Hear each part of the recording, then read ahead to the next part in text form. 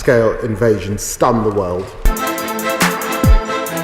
বাংলাদেশের চলমান পরিস্থিতি নিয়ে প্রথমবারের মতো এলো বড় কোনো আন্তর্জাতিক প্রতিবেদন। তবে এই প্রতিবেদনে যে প্রতিক্রিয়া দেখানো হয়েছে তা বাংলাদেশের জন্য মোটেও সুখকর নয়। দেশের বর্তমান পরিস্থিতি নিয়ে গভীর উদ্বেগ জানানো হয়েছে এই রিপোর্টে। যুক্তরাজ্য ভিত্তিক সংবাদ মাধ্যম ইন্ডিপেন্ডেন্টের এক প্রতিবেদনে জানা গেছে এসব খবর। আর এই রিপোর্ট তৈরি করেছেন যুক্তরাজ্যের সংসদ দ্য হাউস অব কমন্সের একটি বহুদলীয় গ্রুপ, যার নাম all party parliamentary group for the Commonwealth. British পররাষ্ট্রমন্ত্রী ডেভিড ল্যামিকে এই রিপোর্ট পাঠানো হয়েছে। প্রতিবেদনে বলা হয়েছে, সহিংসতা এবং অস্থিতিশীলতার এমন কিছু ঘটনার প্রমাণ পাওয়া গেছে যেগুলো নতুন অন্তর্বর্তী সরকারের কার্যকারিতা নিয়ে প্রশ্ন তৈরি করেছে। আইনকে রাজনৈতিক অস্ত্র হিসেবে ব্যবহারের সংস্কৃতি জরুরি ভিত্তিতে বন্ধ হওয়া প্রয়োজন। মানবাধিকার এবং আইনের শাসন সমুন্নত রাখার ব্যাপারে জোর দেওয়া হয় প্রতিবেদনে। এসব করতে ব্যর্থ হলে অধ্যাপক মোহাম্মদ ইউনূসের নেতৃত্বাধীন নতুন অন্তর্বর্তী সরকারের জন্য তা ভালো হবে না বলে উল্লেখ করা হয়েছে।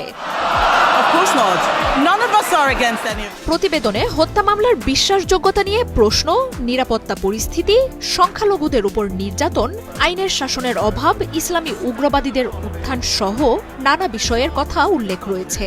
রিপোর্টের সংসদীয় গ্রুপটি বলেছে, তারা তথ্য পেয়েছে যে সাবেক মন্ত্রী, সংসদ সদস্য, আওয়ামী লীগ নেতা, সাবেক বিচারপতি, বুদ্ধিজীবী, আইনজীবী এবং সাংবাদিকদের বিরুদ্ধে এত সংখ্যায় হত্যা মামলা দায়ের করা হচ্ছে যে সেগুলোর বিশ্বাসযোগ্যতা নিয়ে প্রশ্ন উঠেছে।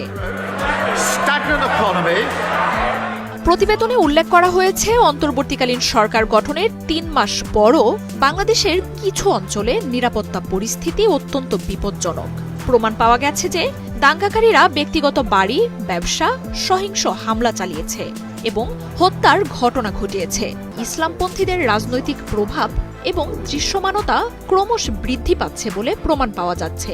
বাংলাদেশে অস্থিতিশীলতার ঢেউ যুক্তরাজ্যে এসে পড়তে পারে বলেও প্রতিবেদনে গভীর উদ্বেগ প্রকাশ করা হয়েছে।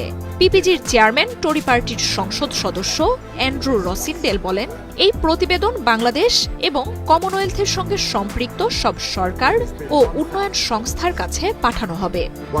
Days since Russia's মার্জিয়া উপমা, ৭১।